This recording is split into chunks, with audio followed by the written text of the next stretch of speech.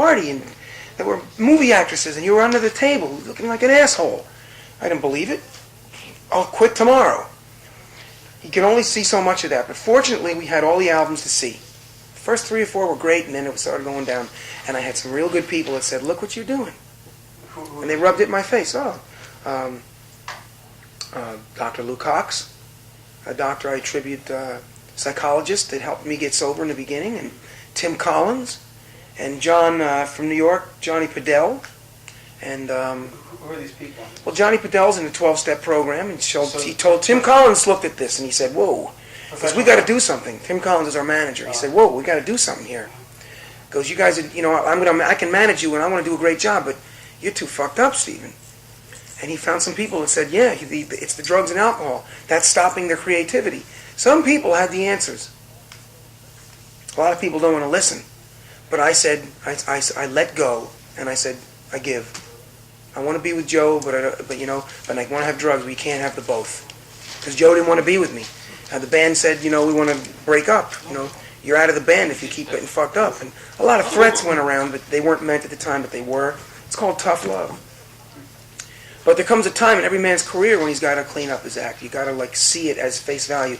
Sometimes it happens when your wife dies. Sometimes it happens, when your brother goes into jail or something. But you notice it always happens with a down, a bottom, some kind of whoa, what the fuck. It always takes that major bottom. And God knows we hit a bottom, man.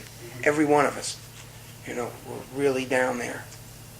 Speaking of bottoms. あと5分しかない。 We have 5 minutes left. あと1問質問してそれからすぐ写真。 Okay, we'll ask one more question and take some photos. これだけビッグネームになってこれだけしかもキャリアがあってという人であるにもかかわらずインタビューに答えてくれるし、ステージを見てると非常にサービス精神旺盛であると人に喜ばれることで初めて自分自身が落ち着くようなそういう風な感じが見てるとするんですけど。Psychological question. You handled that very nicely. Thank you. About 8 bars there. It was an 8-bar question. I know. I figured I'd give you it's like dun dun dun dun dun dun dun dun dun dun dun dun. You wanted to know. Well, first of all, you're the kind of guy even though you're a big name, even though you've got a lot of money, even though you wear a $400 shirt you bought in Tokyo, you will still grant interviews and you'll do good interviews. He says on stage you provide the kids with a show, so that even the kid in the last row there gets his money's worth. Are you the type of guy who needs an audience? Do you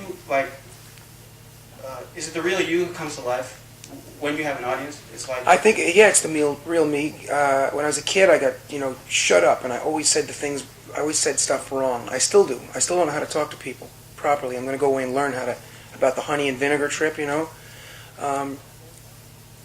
I've always wanted to. I've always been a show-off, and I grew up. My parents had a resort in New Hampshire, and it was a small one, 30 people at a time, housekeeping cottages, and Friday nights my Aunt Phyllis would get people together and put little skits on, and I did this pantomime to a song called Animal Crackers, and so I was always a show-off and wanted to be. Now, I think, there's a lot that's a little bit more clear to me now. I figure I'm on stage. There's fucking kids in the balcony that are pissed off that they got those tickets. How can I make it better for them? Oh, I'll sing the whole song to them up there. And I'll sing to them. It's just being more aware now. In the old days, I was so fucking high, I just barely made it to the front of the stage. But now I want to reach everybody. I want to be all things to all people. Fortunately, I got a manager that says you can't be, and so I don't burn myself out. But I try to be as good as I can be, But definitely that's me up there. I mean, I just, it's anything I can do to. But I've got that thing in me that wants to burn out, cease and desist. I want to, crash and burn. I don't give a shit, and that's dangerous. But if I'm guided, and helped along the way, we got some magic going here. How about if you're ignored? How do you react to people ignoring you?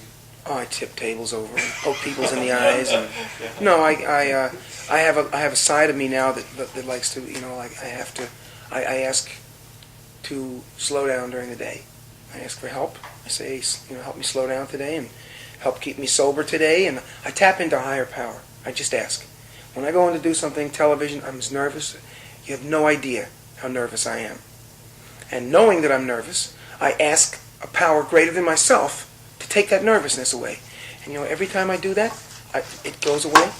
And I don't know what it is, but there's some magic there that's seen us never have a plane crash and be successful for 19 years, and we're still here and allowing every record to be that way. And I've just learned how to tap it, and I thank it. And I say, please keep me humble, quiet. And so when I'm ignored, I can accept it now. It's okay. It's time for me to shut off, And it's an okay place to be in now. Okay, let's shut off. All right, great. I guess we'll get some photos now. Hey. Hi. Oh, did you hear that? これ無視されたら恐怖だって。 This is my little mark. Yeah, let me just get me fix my head. 今